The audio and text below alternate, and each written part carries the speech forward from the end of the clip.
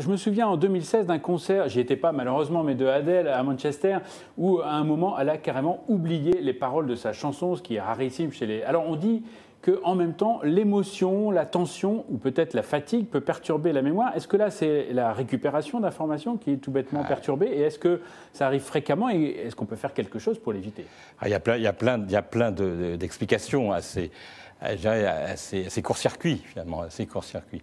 La première explication, c'est que parfois, il peut y avoir une sorte de décharge émotionnelle qui vient contrecarrer notre fonctionnement cognitif. Ça nous arrive, ça. Je vais vous poser une question très précise, vous avez la réponse, mais dans un contexte particulier, parce que vous avez une émotion, parce que vous savez qu'il y a par ailleurs quelque chose qui vous préoccupe, eh bien, vous n'allez pas pouvoir répondre. Et j'avais appelé ça, moi, à une époque, la paralysie cognitive. Il y a des gens qui ont une sorte de paralysie cognitive. Le cerveau ne fonctionne plus parce qu'ils ont une énorme émotion.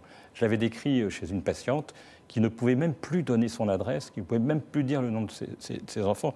Elle avait 30 ans, elle était parfaitement bien, mais elle avait eu le matin même une émotion énorme et qui avait, si vous voulez, envahi son cerveau et qui faisait qu'elle ne pouvait plus le faire fonctionner normalement.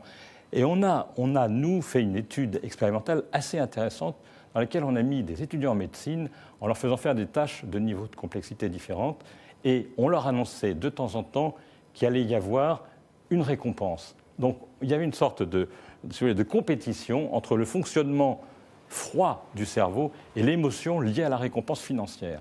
Et on voyait qu'à ce moment-là, quand il y avait la récompense financière, à ce moment-là, il désactivait des régions qui sont impliquées dans les traitements émotionnels, comme si finalement il fallait, pour faire marcher son cerveau, être capable d'inhiber l'émergence de ces influx émotionnels qui peuvent contrecarrer le fonctionnement cérébral. Donc ça veut dire que quand on est un étudiant et que l'on veut réussir, eh bien, finalement, ça va être l'interaction de deux choses. Bien sûr, la capacité de faire fonctionner son cerveau, mais surtout la capacité à inhiber ces influx émotionnels qui viennent envahir votre champ cognitif et finalement le paralyser.